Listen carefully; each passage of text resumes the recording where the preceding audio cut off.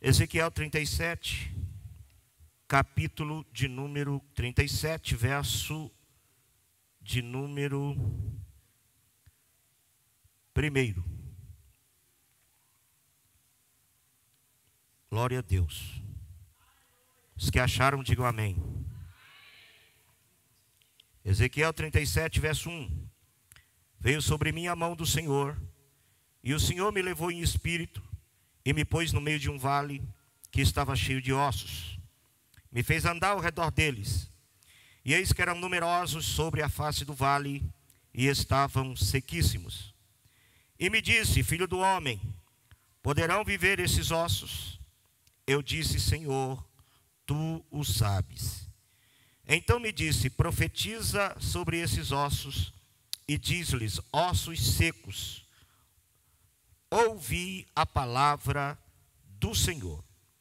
Assim diz o Senhor a esses ossos: eis que farei entrar em vós o espírito, e vivereis, e porei nervos sobre vós, e farei crescer carne sobre vós estenderei pele, porei em vós o espírito, e vivereis, e sabereis que eu sou o Senhor.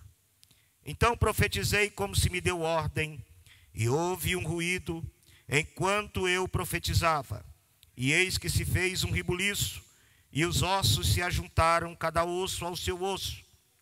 E olhei, e eis que vieram nervos sobre eles, e cresceu a carne, e estendeu a pele sobre eles por cima, mas não havia neles espírito. E ele me disse: profetiza ao espírito, ó filho do homem, e diz ao espírito: assim diz o Senhor Jeová, vem dos quatro ventos, ó espírito, e assopra sobre esses mortos para que viva. E profetizei como ele me deu ordem. Então o espírito entrou neles, e viveram, e se puseram em pé um exército grande ao extremo. Amém. Tome o seu assento. Deus abençoe a igreja. Recapitulando aqui a série de ensinos que nós ministramos ao coração dos irmãos, nós estamos falando de restauração espiritual. Numa madrugada de oração, buscando a presença do Senhor, Deus falou que o seu povo está precisando de restauração espiritual. E trouxe-me a esse tema, a esse texto, que fala de uma profecia aonde Deus estaria restaurando a nação de Israel. E Deus pega um vale de ossos secos para mostrar a real condição espiritual que o seu povo estava vivendo. E não era apenas ossos secos. A Bíblia diz que eram ossos sequíssimos, né? Era uma situação decadente que já perdurava por muito tempo. Por isso esses ossos estavam sequíssimos, espalhados por toda a face do vale. E Deus então usa Ezequiel para esse processo de restauração. E você vai ver que esse processo segue etapas, como eu já disse em uma quarta passada, mas alguns aqui não acompanharam esse ensino, esse raciocínio. Seguiu etapas. Primeiro, a restauração dos ossos, que os ossos, eles se levantam e cada osso se une ao seu osso. E aqui o Senhor está falando da restauração que começa na estrutura espiritual do cristão. Porque não existe restauração sem que primeiro seja reparado as estruturas daquilo que se está restaurando. Depois dos ossos, vem os nervos, equilíbrio e resistência. Quando o Senhor restaura a nossa estrutura, o Senhor também restaura o nosso equilíbrio espiritual e a nossa resistência espiritual, que é aquilo que os nervos representam. Depois dos nervos, vem a carne, que é a natureza, o processo da transformação através da natureza do crente. Deus estrutura a sua fé, Deus te dá equilíbrio e resistência para suportar as adversidades, e Deus trabalha na tua natureza, para que a tua natureza seja similar, idêntica à natureza de nosso Senhor Jesus Cristo. Amém? E aí vem a quarta fase dessa etapa, vem a quarta, que é a pele sobre a carne. E o versículo de número,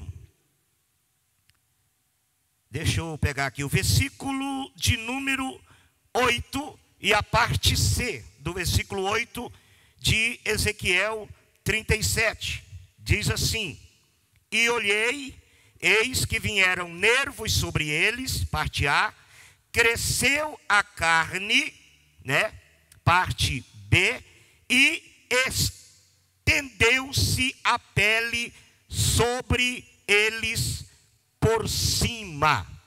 Pele. Que é a pele?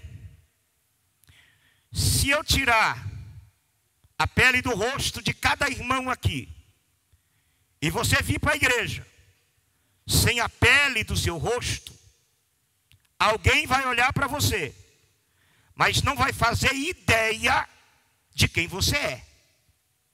Porque a pele é justamente a parte do corpo que revela a sua identidade. E quando fala que estendeu pele sobre a carne, está falando que Deus, ao restaurar a nossa vida espiritual, Ele nos dá uma identidade. Glória a Deus. Ele nos dá uma identidade.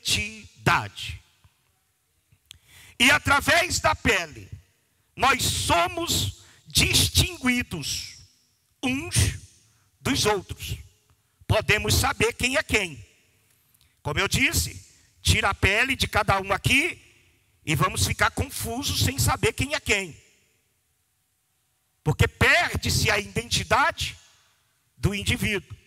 E é na pele que estão as nossas digitais. Não é verdade? E nós temos uma identidade própria. Então, trabalhar a identidade é algo importante, necessário, que precisa ser lembrado entre o povo de Deus. Principalmente, meus irmãos, nesse período, nesse tempo em que a igreja de Jesus está perdendo literalmente a sua identidade cristã. Está perdendo. Glória a Deus. Os crentes não são mais identificados em meio à sociedade. Não são identificados. E isso está errado. Um crente, e até mesmo uma igreja sem identidade, é apenas mais uma religião vagando no meio da mentira. Mas uma igreja ou um crente com identidade é uma verdade exposta no mundo. Crente sem identidade é um ser vagando na mentira. O crente que tem uma identidade é uma verdade exposta no mundo. Tão importante que é a identidade cristã. E vocês sabem que o crente não prega apenas com a sua boca. A mensagem mais forte do crente é aquela que ele prega com a sua vida. Muito mais forte do que aquilo que você prega com a boca. O ministério pastoral, o meu ministério pastoral, ele é mais significativo através do meu testemunho em meio à sociedade, em meio aos cristãos, do que muito menos do que aquilo que eu prego aqui, por mais que seja recheado de muito conhecimento. Conheço homens que pregam 50 mil vezes melhor do que eu, mas não conseguem manter uma igreja, não conseguem segurar um povo, porque a pregação significativa de cada crente é aquela que você prega com a sua vida, sem falar nada para ninguém. Por isso a Bíblia diz, e Paulo escreve, que o crente, ele é a carta de Cristo lida pelo mundo. Só o simples fato de você sair de casa e sair na rua, você já está expondo para o mundo uma mensagem. Que mensagem? A que o seu testemunho, de forma visível, diante do mundo, está lendo. Glória a Deus. Bendito seja o nome do Senhor. Então, se nós observarmos para esses detalhes, e principalmente ao que Paulo escreve, eu quero que coloque aí, Filipenses capítulo 2, e versículo de número 15, diz assim, Paulo escrevendo à igreja de Filipos, para que sejais irrepreensíveis e sinceros, filhos de Deus inculpáveis, no meio de uma geração corrompida e perversa, entre a qual resplandeceis como astros no mundo. Impossível, numa noite escura, você não identificar uma estrela. Impossível. A noite pode ser escura da forma que for. Você olhou para o céu, você vai ver as estrelas na sua individualidade brilhando. É impossível você andar na rua, nesse mundo de trevas que nós estamos vivendo, e você não reconhecer um crente verdadeiro que ainda carrega em si a sua identidade. É impossível. Amém? E eu não quero falar de identidade teológica, porque isso é até mais complexo. Identidade filosófica, que também é complexo. Vamos falar da nossa identidade social, do seu viver diário, da forma como você se apresenta para o mundo, da forma como o mundo olha para você, da forma com que você se apresenta nas suas redes sociais. Como você se identifica como um verdadeiro cristão? Deus, ele sempre primou para que o seu povo tivesse uma verdadeira identidade.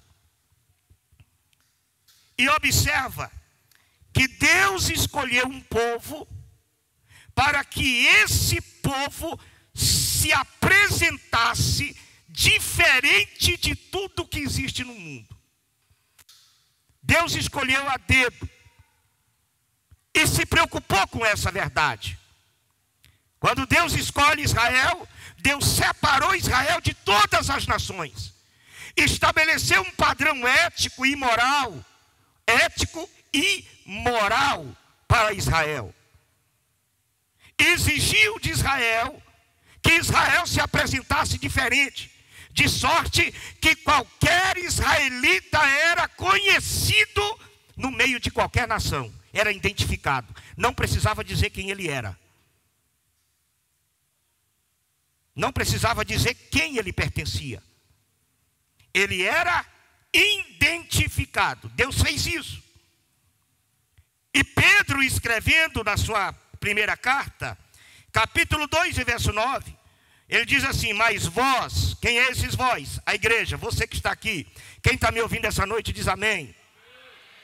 Aí ele diz: mas vós sois a geração eleita, Deus te elegeu No meio de tanta gente boa que existe por aí, Deus te separou e te elegeu. Tem gente melhor do que você, tem gente melhor do que eu, sim ou não? Mas Deus nos escolheu e nos elegeu. E Pedro diz: vós sois a geração eleita, o sacerdócio real, o povo adquirido, para que anuncieis as virtudes de Deus. Aleluia. E através da sua vida seja revelada a luz do Senhor. Vós sois a geração eleita, o sacerdócio real, a nação santa, o povo adquirido, para que anuncieis as virtudes daquele que vos chamou das trevas para a sua verdadeira luz. Você estava no meio do mundo e era mais um no meio deles. Fazia parte de um aglomerado de homens e mulheres caídos. Aí Deus te tirou das trevas e te colocou na sua verdadeira luz, para que agora, desfrutando da luz de Deus, essa luz possa alcançar aqueles que estão nas trevas. Bendito seja o Senhor. Louvado seja Jesus. Mas infelizmente o povo de Deus, em sua maioria, perdeu essa identidade visual, andando conforme os costumes de uma nação desprovida de temor e de decência, ignorando completamente os princípios estabelecidos por Deus ao seu povo. E Deus nunca aceitou mistura no meio do seu povo. Deus nunca aceitou que o seu povo aderisse aos padrões do mundo. Nem vou falar padrões morais, porque não existe moralidade no mundo. O mundo, por natureza, é imoral. E tudo que existe nele é vedado para os crentes. Claro que muitos pastores não pregam isso. Claro que você vai em muitas igrejas e falar isso aqui incomoda. É claro que em nossa volta tem muitas igrejas que esse tipo de tema já foi excluído do altar. Ah, claro que foi. Porque não há interesse na alma desse povo. Não há interesse em que Cristo seja glorificado pelos modos viventes do seu povo. O importante é ter igreja cheia. O importante é você aglomerar um grande número de pessoas. O importante é a renda da igreja ficar recheada.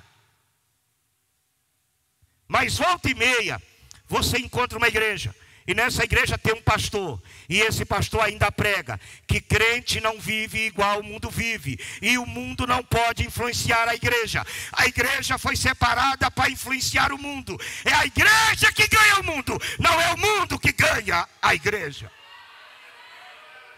É a igreja que precisa influenciar o mundo a copiar a igreja. Agora, por que vivemos o inverso disso? É o mundo, é a igreja que está copiando o mundo. Não é mais o mundo que tem desejo de ser igual nós somos. Somos nós que estamos tendo desejo de ser como eles são.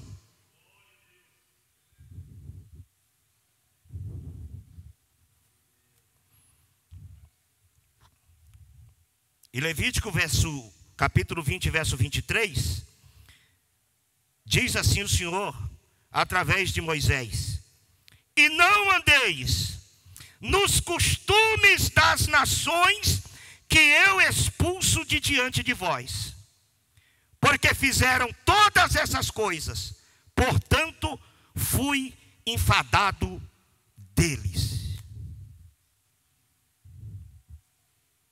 Os costumes das nações não serve para a igreja. A igreja precisa acordar para essa realidade, justamente agora no tempo do século 21, aonde Jesus está mais próximo. Observa aqui um detalhe, e eu hoje quero falar de usos e costumes. Um dia, numa sala de teologia, um professor, um camarada que se dizia teólogo, ele não era o professor, mas ele se diz teólogo, estava discutindo a respeito de usos e costumes, e eu sentado só ouvindo. E ele discutindo, e querendo desassociar os usos e costumes das doutrinas bíblicas.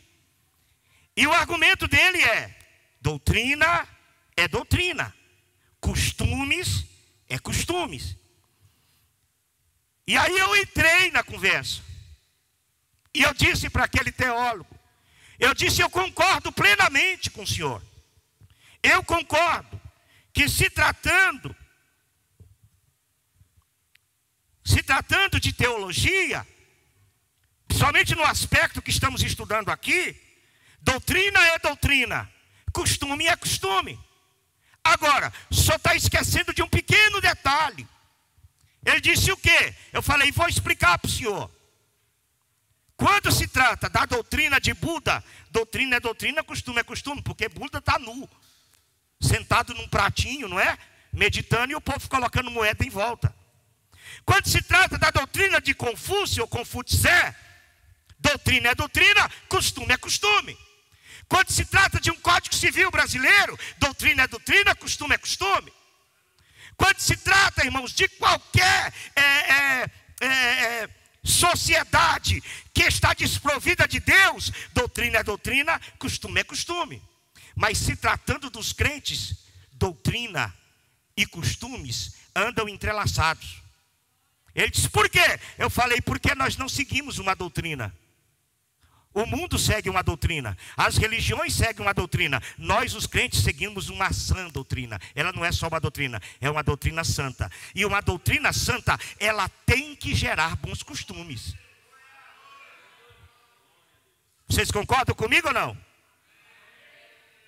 Mas isso está sendo desassociado. E hoje, eu estava observando, irmãos, principalmente eu vou falar aqui das páginas de relacionamento. São várias. Tem Facebook, tem Instagram. TikTok é uma página de relacionamento? É ou não? TikTok não é? Eu nem sei direito o que é, mas eu vejo falar no TikTok. Não sei se é uma página de relacionamento. Bom, Facebook, Instagram, o que mais? É página de relacionamento. Quem mais? Alguém fala alto. Hã? Telegram, já tem esse também. Qual mais? Hã? Twitter, também é página de relacionamento. Bom, tem uma série deles. E hoje o grande problema da identidade da igreja tem como o ápice essas páginas de relacionamento. Porque aqui na igreja, aqui, hoje, agora, vocês que estão olhando para mim, vocês estão revelando para os meus olhos aquilo que você tem por fora. Eu estou conseguindo ver quem é você por fora. Nas páginas de relacionamento, você revela quem você é por dentro. A imagem sua, no seu Instagram, no seu Facebook, nesses que a irmã falou aí, e tantos outros, você, o crente, revela aquilo que existe dentro dele. Quando você abre essa página de relacionamento desse crente e você começa a ver as fotos, as imagens, os lugares onde você vai e como você se apresenta, você percebe o que existe dentro do crente. E o que existe dentro dele, na página de relacionamento, se manifesta no seu estereótipo. Quer conhecer quem é um crente por fora? Vem para a igreja. Quer conhecer quem é um crente por dentro, abre as páginas de relacionamento dele. E ele vai mostrar quem ele é. aquilo que ele esconde aqui dentro, aquilo que ele enclausula na igreja, aquilo que ele enclausula no culto, ele revela nas páginas de relacionamento.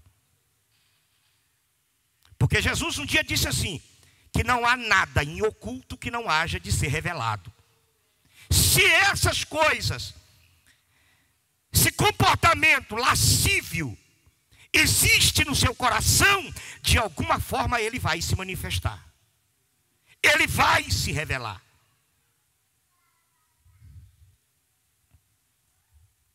Amém? E lá é que os verdadeiros crentes vão ser identificados. É lá que a sua fidelidade vai ser colocada à prova. Quem sabe o significado de fidelidade aqui diz amém. O que é? Fala para mim. Literalmente e etimologicamente, qual é o significado de fidelidade? Hã? Não. Honrar na ausência. O significado real de fidelidade é honrar na ausência. Aqui você está honrando Deus na presença. Mas Deus me vê em todo lugar, sim. Mas lá no seu Facebook, só você e o seu instinto, você vai mostrar quem é você na ausência. Ou vou para o culto, vou para a presença de Deus. Aí você coloca uma roupa decente, se arruma direitinho, tira a máscara do rosto e tal, penteia o cabelo. E chega aqui parecendo, né? A santa lá de Calcutá, que eu esqueci o nome agora. A Madre Teresa de Calcutá. Mas quando você sai daqui, repõe a máscara. E outra pessoa se apresenta na sua página de relacionamento. Eu estou dizendo mentira ou estou falando a verdade? Hã? Vocês ainda gostam de ouvir essa palavra? Consegue dar glória a Deus ouvindo isso aqui? Hã? Então muitos crentes não são identificados como tal. Tanto os crentes como os ímpios estão aparecendo com o mesmo padrão de imagens. As moças se pintam, põem uma roupa sensual. A menina crente baixa mais aqui a beirada da blusa, levanta mais a beirada da saia, aperta na cintura, faz uma pose sensual, tira foto e posta na sua página de relacionamento, porque ela quer elogios, porque ela quer receber um like, porque ela quer receber um dedinho, ela quer que alguém entre e diz, você é linda, e ela tenta atrair o sexo oposto através do corpo. E quem é atraído através do corpo, também é traído por causa do corpo. E o mesmo sujeito que olha para uma menina crente, desnuda, sensual, completamente diferente do que ela deveria estar numa página de relacionamento, esse mesmo sujeito está mandando like para outra, está falando com outra.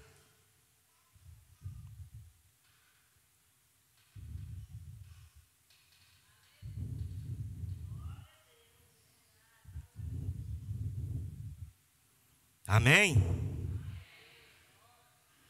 Desagrada a Deus, entristece o Espírito Santo, envergonha seus pais, sobrecarrega de um peso terrível nas costas do seu pastor. E quando vem para a igreja, o Espírito Santo dá a prova de que aquilo não está sendo aprovado, porque essa pessoa não consegue ser cheia do Espírito Santo na igreja. Não consegue glorificar a Deus na igreja.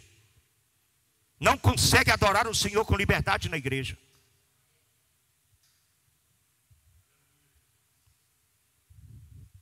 Os meninos, os rapazes que estão aqui na igreja, sai daqui, né?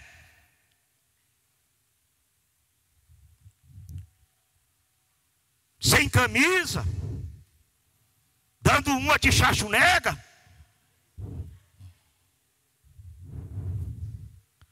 expondo o seu corpo, querendo elogios.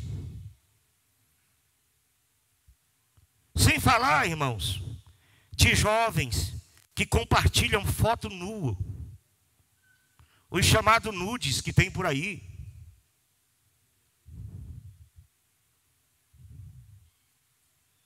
Irmãos, há uma avalanche de pecados na igreja. Há uma avalanche de coisas erradas. Há uma avalanche de atitudes ferindo o Espírito Santo. E alguém pergunta, por que a igreja está ficando fria? Por que a glória não está descendo mais? Por que as almas não estão se salvando? Porque os crentes deixaram de viver santidade. Fala, mas não vive. Vem para a igreja de uma forma, vai para o mundo de outra forma. O Espírito de Deus não aceita mistura. Ou você é do lado de cá, ou você é do lado de lá. Você tem que tomar uma decisão. Você tem que se definir.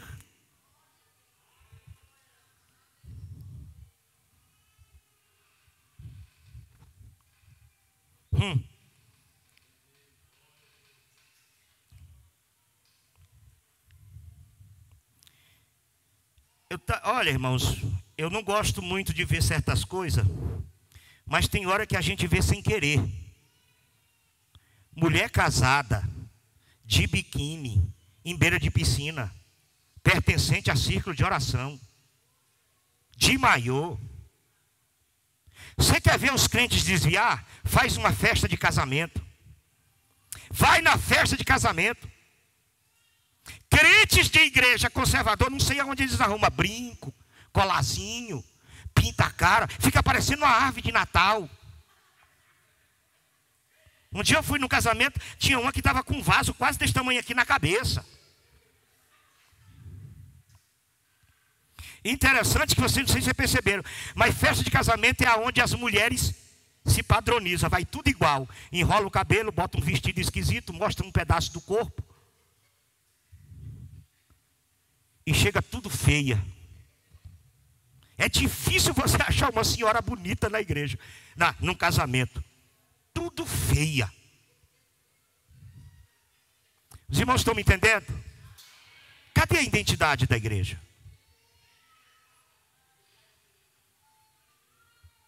Por que nós estamos vivendo, irmãos, essa frieza? Essa ausência de Deus? A igreja lá do Continental hoje veio no dia mais difícil, né? Não foi?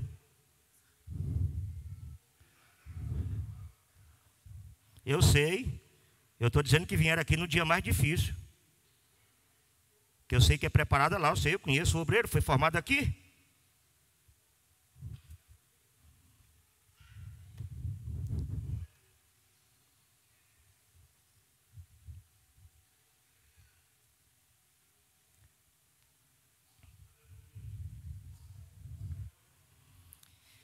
Glória a Deus. Não, tem outra coisa absurda que eu estava observando. A irmã fica grávida. Começa a crescer o bucho. A irmã da igreja. Aí ela pega, coloca um sutiãzinho, uma calcinha, o barrigão desse tamanho, enche de coisa, escreve um monte de trem, tira uma foto seminua, o marido do lado, sorrindo, e posta na internet a mulher nua com a barriga de fora. Crente. São os absurdos, irmãos. Para que isso? Eu estou mentindo, irmãos?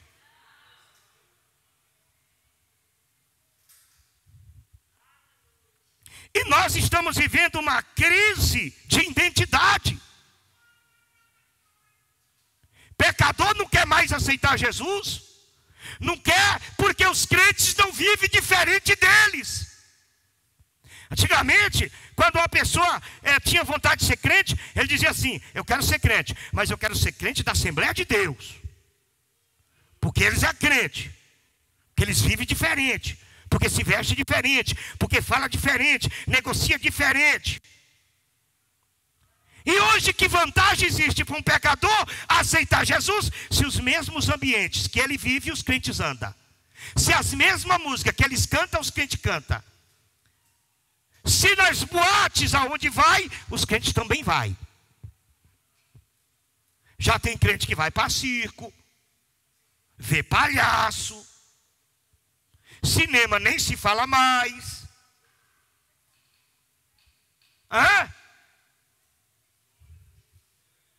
Já tem crente jogando na telecena. Telecena não, mano. Mega Sena. Telecena também, né?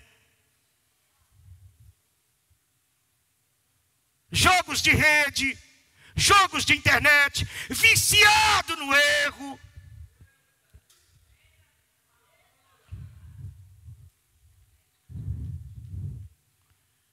E com isso o coração de Deus se entristece, a alma de Deus se enfada. Deus não está tendo prazer em muitos cultos, porque Deus não tem prazer no pecado, Deus não tem prazer na mentira, Deus não tem prazer na dissimulação.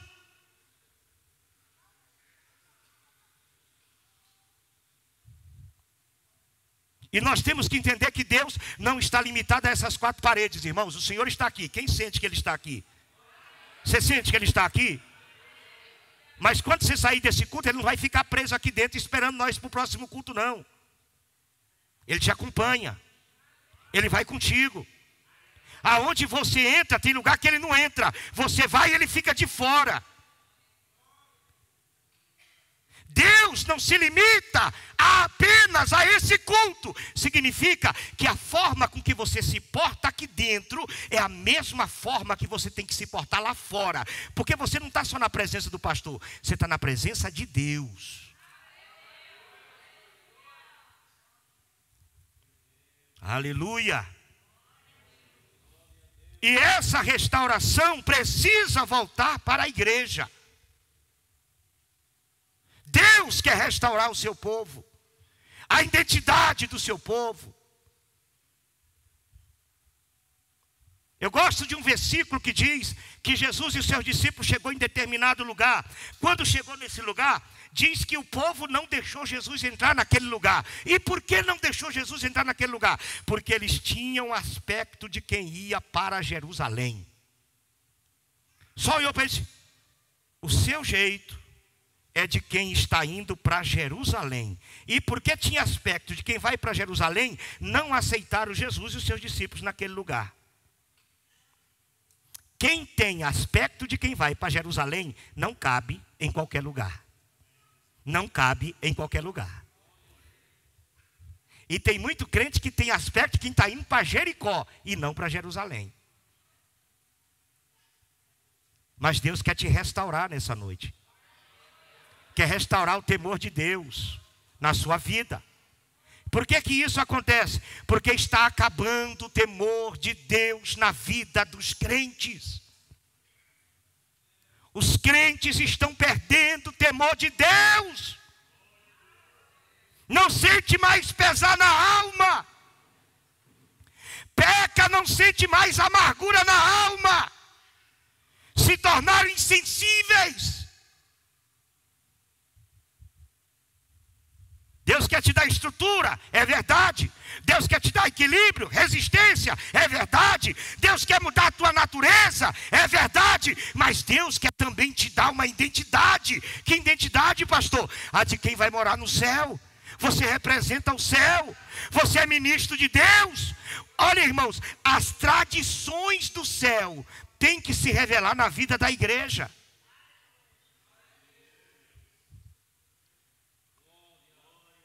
Quando você anda por aí, você está revelando o caráter moral, ético e santo de Deus através da sua vida. Como vão conhecer em nossas vidas um Deus santo se a minha forma de andar é profana, não é santo? Aí alguém diz assim, pastor, mas Deus não se importa com roupa. Alguém já ouviu isso? Alguém diz assim, mas roupa não vai levar ninguém para o céu. É claro que não vai, irmão. Quem leva para o céu é Jesus. E quem que ele leva? Quem se veste bem, com pudor e decência. crente, irmão, roupa não vai salvar ninguém, mas um crente salvo sabe se vestir na presença de Deus e na presença do mundo. E se Deus não se preocupa com roupa, como é que você se veste, como é que você se apresenta? Se Deus não se preocupa, então me diz uma coisa: Adão peca com Eva, automaticamente perde a proteção da inocência que Deus havia colocado sobre eles, e eles reconhecem que estão nus. Ele se esconde. Quando eles viram que estava nu, o senso de vergonha entrou no coração de Adão e de Eva, automaticamente. Porque eles já estavam nus. Mas a consciência deu a eles o senso de vergonha. Quando eles estavam juntos, os dois não tinham vergonha. Mas quando Deus chegou, eles sentiram vergonha.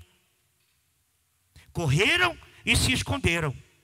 E Deus vem pelo jardim: Adão, aonde estás, Adão? Cadê você, Adão? De repente, Adão lá de trás da moita: Senhor, eu estou aqui. Fazendo o que de trás da moita, Adão? Eu vi o Senhor e a tua voz andando no jardim. Fiquei com vergonha e me escondi. E quem te disse que tu estava nu, Adão? Comeste do fruto e tal. Só que Adão não saiu nu. A Bíblia diz que Adão saiu vestido de aventais de folha de figueira. Diga: aventais. Tá difícil, tá doendo, vai lá. Aventais. A primeira atitude de Adão foi fazer uma roupa. E a roupa que Adão fez só cobriu a frente. Atrás ficou fora. Porque avental só cobre a frente. Sim ou não? E Deus olhou e disse: essa roupa, Adão, não serve para você. Está na Bíblia. Você é crente. Crente não sai assim, mostrando as coisas desse jeito. Com essa roupa tampando uma coisa e outra não. Crente não, Adão. Vou fazer uma roupa decente para ti, Adão. Foi lá e matou um animal. Arrancou o couro do bicho. Fez uma roupa. Fez uma túnica. Quem sabe o que é uma túnica? Quem sabe o que é túnica? A túnica, ela é uma roupa que tampa a cabeça, tampa o corpo e tampa os pés. Está na Bíblia. Deus disse: crente não anda de avental, Adão. Crente anda com túnica. E Deus pegou o couro do animal, fez uma túnica para Adão e fez uma túnica para Eva. Se Deus não se importa com roupa, por que que Deus não deixou Adão com o avental que ele fez? Se Deus não se preocupa com modelos de roupa, porque está em Deuteronômio 22, não é? 22:5. O homem não use a roupa da mulher, e a mulher não use a roupa do homem.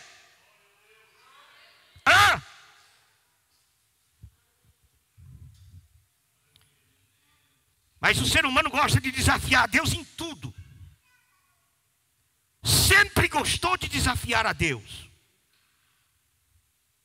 E os crentes nesses últimos dias estão desafiando a Deus também.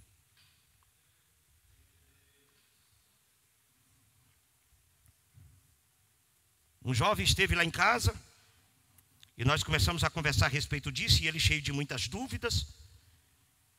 E ele disse assim para mim: pastor Divino, eu penso que isso aí não tem nada a ver. Falei: pensa? Penso. Eu penso que isso aqui também não tem nada a ver. Falei: pensa? Penso. Eu também penso, e foi falando. Eu penso que pintura não tem nada a ver. Eu penso que roupa assim não tem nada a ver. Eu penso que em determinados lugares não tem nada a ver. Eu penso que não tem nada a ver. E quando ele falou aquele tanto de penso, eu peguei a Bíblia e falei assim: então agora prova para mim que o teu penso está certo. Porque todo penso é torto, né? Prova para mim que o teu penso está certo. Eu quero saber aqui na Bíblia. Aí ele: eu nem conheço muito assim, eu nem leio bastante. Você quer ser crente, não conhece as leis de Deus e está tentando justificar o seu penso porque você é vaidoso? Falei: pois deixa eu te mostrar que o que eu penso está na Bíblia. E comecei a ler versículo. Daqui a pouco ele falou: não, pastor, tá bom, é verdade, é verdade. Por que nós estamos vivendo essa distorção de identidade? Por que a igreja está perdendo a sua moral com o mundo? Por que a presença de Deus está sendo extinta? Por que os dons espirituais estão sendo escassos? Por que uma mensagem como essa é tão difícil de ouvir hoje?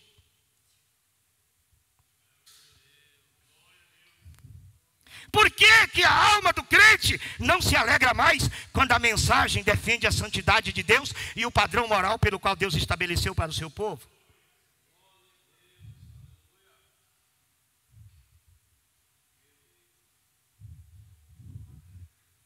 Aleluia. Glória a Deus. Bendito é o nome de Jesus. Nós voltamos, irmãos, a viver uma vida de santidade, pautada na moral e na decência, ou então nós vamos ficar fora do céu, e Deus vai levantar outro povo que tenha disponibilidade de obedecer a sua palavra. Por que é tão difícil uma mulher se vestir bem? Por que é tão difícil uma mulher não mostrar o seu corpo? Que marido é esse que gosta de ver a esposa expondo as suas curvas?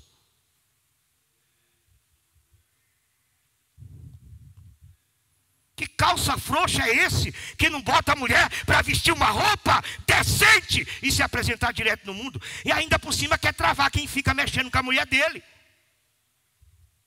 Fica brabo. Está mexendo com a minha mulher, mas você está expondo ela. Aleluia.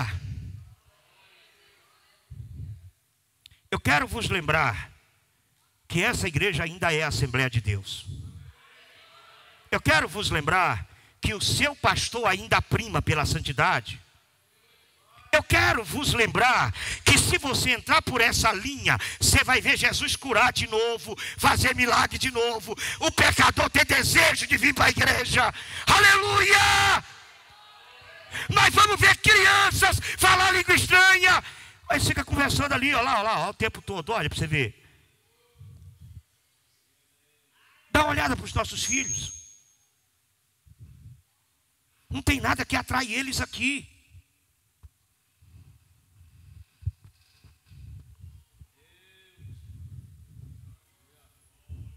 E nós só vamos chegar ao final da restauração se a gente começar a observar determinados detalhes que estão sumindo da vida da igreja. Porque quando a estrutura é montada, o equilíbrio e a resistência também. Quando, irmãos, a nossa natureza se transforma e nós passamos a viver uma vida de identidade, que eu coloco como santidade, porque santidade não é efeito. Santidade não é palavra de efeito. Santidade é atitude revelada na vida do crente. Aleluia!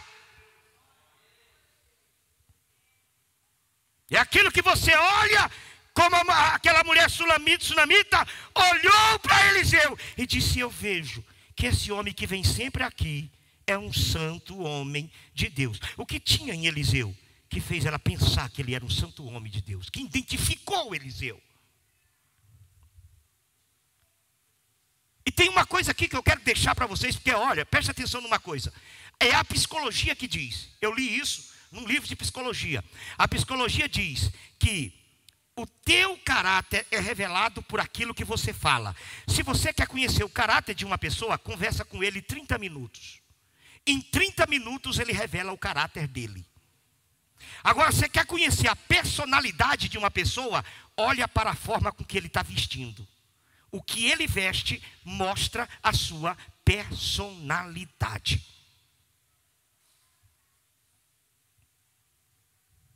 O propósito pelo qual você foi chamado se revela na forma com que você veste.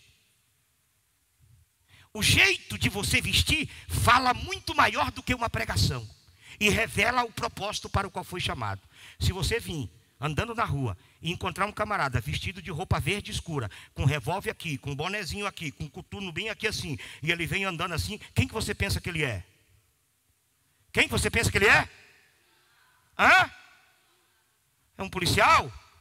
Ele disse que é? E por que você acha que ele é? Eu quero ouvir a igreja, por favor, senão não termina o culto e me abençoa o Jean. Hã? É pelas vestes? Que você sabe quem ele é e o que ele representa? É mesmo? Se você chega numa esquina ali, tem uma menina com a roupa bem coladinha, aqui ó, quase mostrando as coisas, né? Uma blusinha bem curtinha, um cabelinho bem vermelhão, e ela está fumando um cigarro e fazendo assim com a bolsa. Quem que ela é? Quem? Quem falou? Quer dizer que a forma de vestir mostra o propósito pelo qual a pessoa vive? É?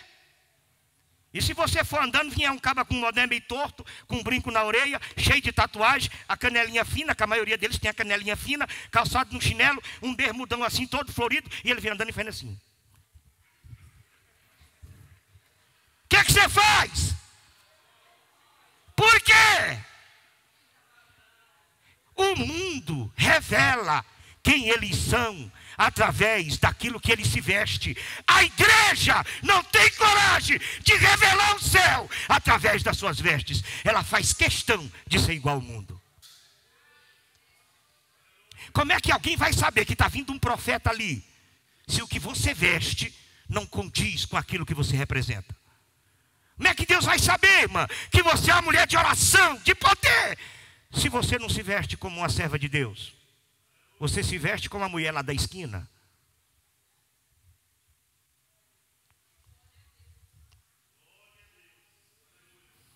Aleluia!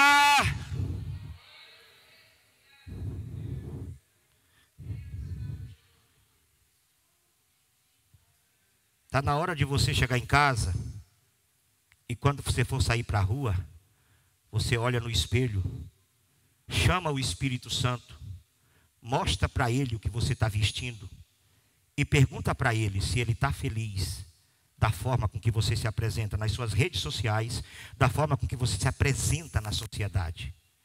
Você sabia que o Espírito Santo fala? Quem sabia que o Espírito Santo fala aí diz amém?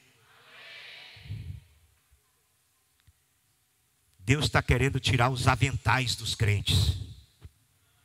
E Deus está querendo dar túnicas espirituais que reflitam santidade para o coração da igreja. Aí sim, quando terminou, aí o Senhor disse, ó, tem um grande exército em extremo. Só que o exército estava morto. Não tinha vida. Aí Deus disse, agora eu vou fazer a diferença. Depois que tem todo esse preparo, é aí que o Espírito de Deus vem. O Espírito de Deus só vem quando o crente assume o seu lugar de direito na presença de Deus. Aleluia! E aí o profeta profetizou, sopra dos quatro ventos, ó Espírito, e sopra sobre esse povo. E o Espírito veio soprando, e encheu aquele exército, e agora o exército tinha vida. É o que Deus quer fazer nessa última hora, soprar o seu Espírito sobre a vida da igreja, e a igreja deixar de ser um símbolo, a igreja ter vida.